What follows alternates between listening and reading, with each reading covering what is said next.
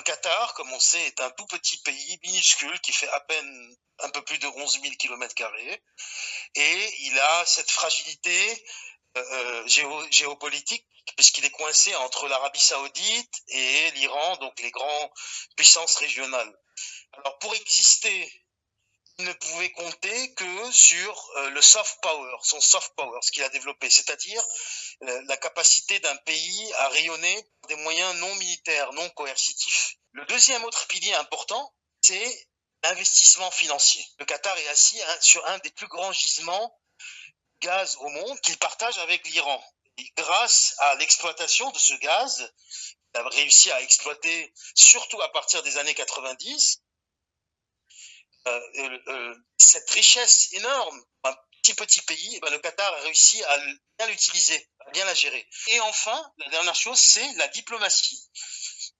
Petit pays, justement, il a maîtrisé, il a aiguisé son sens de la médiation en essayant de parler un peu avec tout le monde.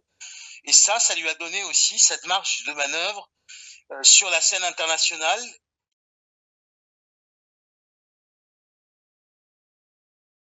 D'abord, elle a commencé à agacer, elle devenait trop présente. Elle a commencé à vouloir un peu damer le pion, à en quelque sorte rivaliser avec les médiations puissances traditionnelles, des grandes puissances. La deuxième chose, c'est que le Qatar a commencé à de plus en plus s'immiscer, s'imposer et s'ingérer dans certains pays à travers son action. Donc les alliés de l'Arabie Saoudite se mobilisent et vraiment coupent le Qatar du monde en lui imposant un embargo. Voilà, ça c'est le moment clé justement. On sent que depuis la fin de cet embargo, le Qatar ne joue plus sa propre partition tout seul.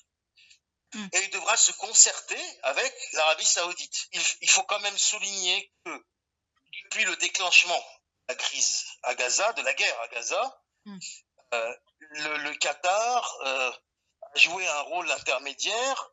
Il a eu les mains libres parce que il a profité d'une situation quand même à son avantage, c'est celle de l'embarras. L'Arabie Saoudite qui s'apprêtait à signer, ou en tout cas qui pensait et envisageait de négocier un accord de rapprochement de paix avec Israël.